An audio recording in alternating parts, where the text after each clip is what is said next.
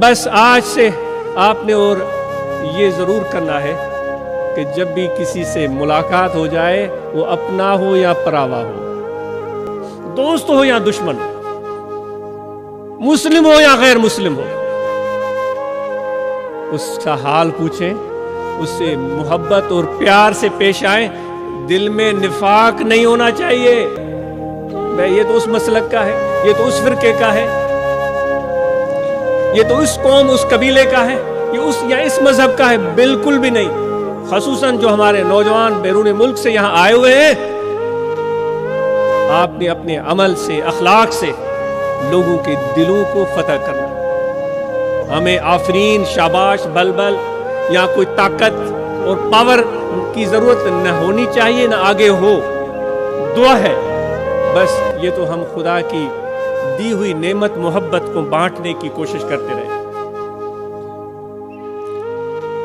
جتنی بھی زندگی آپ بسر کریں، نفرت کا احساس آپ کے اور میرے دل میں نہیں آنا چاہیے، کبھی بھی منفی سوچ ہمارے دل میں نہیں آنی چاہیے۔ آخر میں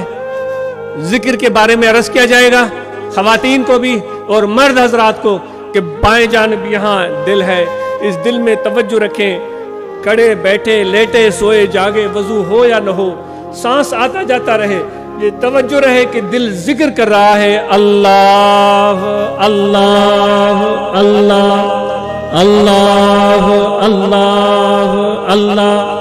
اللہ اللہ اللہ، بس یہ دل میں اللہ کی یاد آئے تاکہ اور منفی یادیں دل میں آئیں ہی نہیں،